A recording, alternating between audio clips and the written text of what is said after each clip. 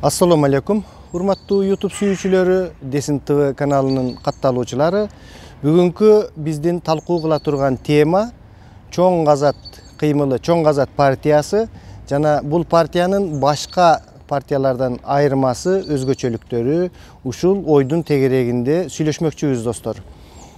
Сиздер жакшы билесиздер, ушул союз таркагандан кийин көптөгөн бир нече Кыргызстанда партиялар пайда болду, жана дагы партиялар, кыймылдар пайда болуп жатат. Ар кандай кызыкчылыктарды көздөп жатышат. Кээ бирлеринин партия маселе кадимки эле мафияга айланып калган жерлери бар. Эч кандай карапайым калктын кызыкчылыгын көздөбөй, кызыкчылыгын коргобой эле кайсыдыр бир топтун, маселен бизнесмендердин же болбосо байлардын, же болбосо кандайдыр бир криминал чөйрөсүндө жүргөн жигиттердин ушундай партия топтору пайда болуп, ошолор өздөрүнүн топторунун кызыкчылыктарын кыргыз бийлигине жакындатып, ар кандай коомдогу чоң жүрүштөр болуп келе жатат, достор. Эми мына жакында Чоң Казат кыймылы деп, Чоң Казат партиясы деп элдин үмүтүн жандырган жаңы бир кыймыл, жаңы бир партия пайда болду да, достор. Бул нерсе абдан азыркы кезде талкууда. Ар бир адам ушул нерсени карап турат, эртең менен ушул нерседен башталат, кечинде ушул нерсе менен бүтөт. Абдан эле биздин коомдогу чоң кызыгууну жаратты. Айрыкча чиновниктердин арасында колу таза эмес, кир кол менен байлыкты чогултуп алып, кымпыйып жүргөн, байып кеткен мультимиллиардер деп коебуз. Ошондой чоңдордун арасында дагы аябай кыжалатчылыкты жараткан чоң бир кыймыл пайда болду да, достор. Бул демократиянын албетте агымы, бул жашоо, бул нерсе боло турган болчу. Ушул Чоң Казаттын чакырыктары менен элдин жалпы көзү ачылып, ойгонуп, жүрөктө кандайдыр бир революциялык, бир алдыга жылайлы деген түшүнүктөр пайда болуп, бир ушундай үмүттөр пайда болду да, достор. Бул партиянын башка партиялардан айырмасы негизинен эмнеде болуп жатат? Мен ушул нерсеге анализ кылып көрдүм. Мисалы бизде мурунку бир партияларда, маселен Ата Мекен партиясын алалы, бир гана лидердин, бир гана башчынын чекесинде чогулган, мындайча айтканда, бир гана адамдын жеке партиясы. Кааласам мен адамды алам, кааласам кетирем, кааласам бирөөнү депутат коем, списогун жылдырып, кааласам мен биринчи кылып коем деп, ошол партиянын, эми мен Ата Мекен жөнүндө айтканым менен бир эле Ата Мекен жөнүндө сүйлөп аткан жокмун, бардык эле партияларга тиешелүү, бардык эле лидерлерге тиешелүү сапаттарды айтып жатамын да. Ошондой өзүм билемдик менен бул партиясын бир саясий фирмага айландырып алышкан болчу да. Анан ошол партиянын эгерде башчысын камап койсо, же башка кандайдыр бир кыйынчылыктарга дуушар болсо, команда кыйналып калчу. Маселен, муну ушул Ата Мекен партиясынын лидери Өмүрбек Текебаев камалганда көрдүк. Бирок жакшы команданы түптөп койгон экен, командасын. Ушул команда жөнүндө сүйлөшмөкчүбүз. Ошол киши түрмөдө жатканда дагы абдан чоң жүрүштөрдү жасап, аркасынан изилдөөлөрдү, командасы күйүп жанып, ошол кишини чыгарууга абдан чоң эмгек сиңиришти да. Тилекке каршы, достор, тилекке каршы. Баягы эле Кыргыздын мен кыйынмын, мен өзүм гана деген саясатындай болду. Айтор өзүнүн эң бир жакын соратниги Алмамбет Шыкмаматовду кийин чыккандан кийин экөө пикир келишпестиктер болуп, дагы деле баягы эски Кыргыздын кыргызчылык жактарына кетти да. Эми бул Ата Мекен партиясы кийинки шайлоого кандай жолдор менен барат, буга өзүнүн мүчөлөрү, соратниктери кандай көз карашта болушат, эми ал жагын өздөрү билишет, достор. Бул дагы деле баягы эски саясатка баргандыкты билгизди да. Ал эми экинчи бир мисал Республика партиясын алалы.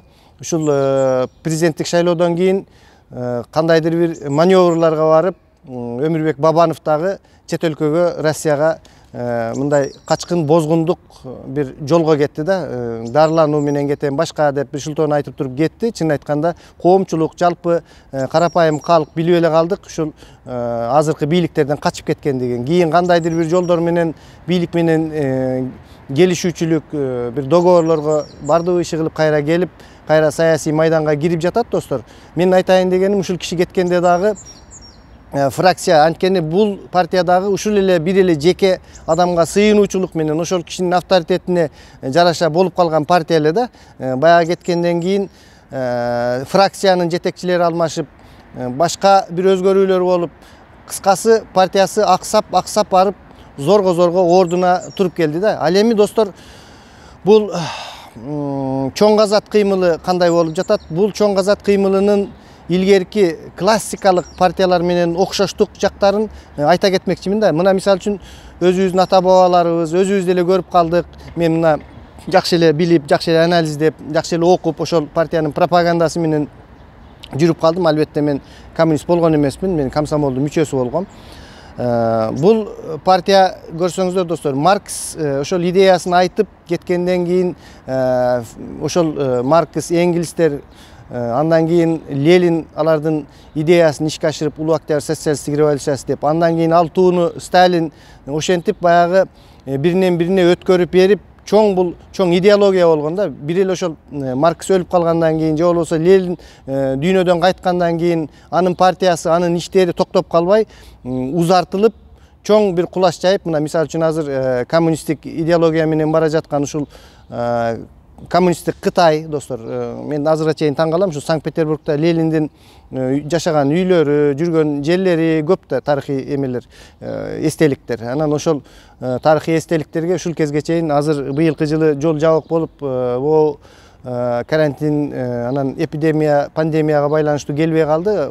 Качан көрсөң Кытайлар, анан Северный Кореядан келген коммунисттер топ болуп, желектерин көтөрүп алышып, ошол Лениндин тарыхый жерлерин көрүп жүрүшөт да. Ленин өлүп, кайсыдыр бир кезде Советтер Союзу дагы бизде дагы жок болуп калса дагы, бул улуу идеология токтобой жүрүп келе жатат да.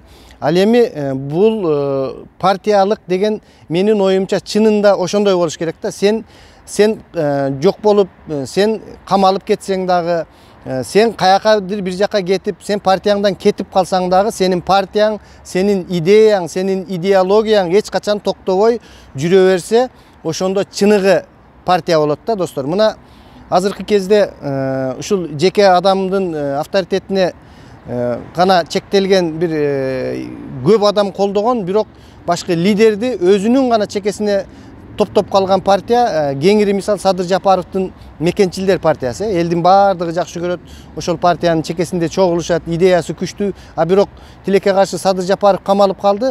Бул партия шайлоого да бара албайт. Бул партия өзүнүн идеологиясын алдыга көздөй дагы сүрөй албай, спонсорлору дагы жок. Бир гана Садыр Жапаровду чыгарып бергиле, ошол чыгарып берсе, ошол бизди ийгиликке алып барат эле деп коомчулуктун баардыгынын пикири ошол гана да. Ушул Садыр Жапаров чыкса, анан Мекенчилдер алдыга бир өздөрүнүн ой тилектерин айтат деп. Эмне себептен Мекенчилдер Садыр Жапаров жок эле өздөрүнчө саясий болуп партияга бара албайт? Анткени финансысы жок. Анткени Садыр Жапаровдун деңгээлиндеги достору экиге бөлүнүшүп, ошол эле чоң саясий көз караштары бирдей достору, ар кимисинин өздөрүнүн кичинекей партиячалары бар.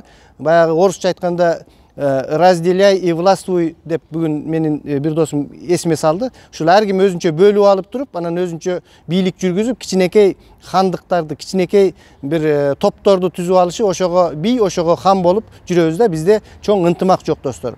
Ал эми бул чоң газат кыймылынын чоң бир өзгөчөлүктөрү, чоң идеянын алдында Манас руху, Манас духу, ошонун чоң газат деген баягы согуш менен дүйнөнү дүңгүрөткөн бир чоң идеологиясынын алдында чогулушту да. Эми мен ойлойм, канчалык деңгээлде бул чоң газат балким бир Манас жагында болгондо, мен өзү Манастын өзүнө, Айкөл Манастык жагына мисалы жакынмын да, жүрөгүм, менин топтогу досторум.